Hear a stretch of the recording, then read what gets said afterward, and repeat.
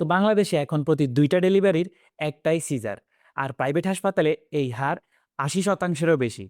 অথচ WHO বলছে আদর্শ হার হওয়া উচিত ছিল মাত্র ১০ থেকে ১৫%।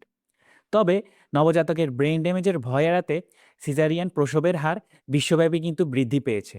তো আমরা যে আসলে ভাবি ডাক্তাররা সব সিজার নিজের ইচ্ছামতো করেন, এটা কি আসলে ঠিক কিনা? উত্তর হচ্ছে না। কিছু পরিস্থিতিতে সিজার ছাড়া আসলে মা বা সন্তানের জীবন বাঁচানোই সম্ভব নয়।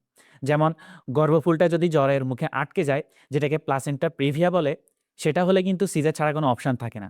এছাড়া বাচ্চার হার্টবিটটা অস্বাভাবিক হলে, নাড়িটা বাচ্চার আগে বেরিয়ে এলে বা মায়ের খিঁচুনি থাকলে এই মুহূর্তগুলোতে সিজার কোনো অপশন নয়, বরং এটাই একমাত্র পথ থাকে মা এবং বাচ্চার জীবন বাঁচানোর। এছাড়া আরও কিছু বিশেষ ক্ষেত্রে অবস্থা বুঝে গাইনোকোলজিস্টরা সিজারের দিকে যেতে পারেন। কিন্তু একই সাথে সত্যি কথা হলো যেটা, যে সব সিজার কিন্তু এসব কারণে হচ্ছে না।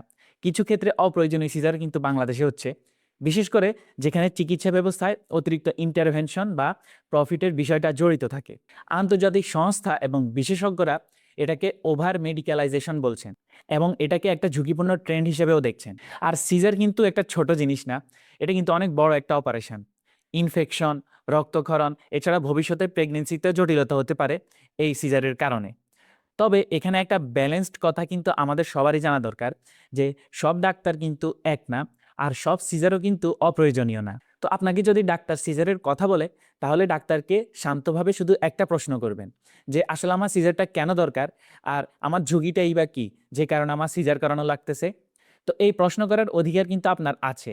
একজন ভালো ডাক্তার অবশ্যই আপনাকে বুঝিয়ে বলবেন যে কেন আপনার সিজারটা করতে হচ্ছে।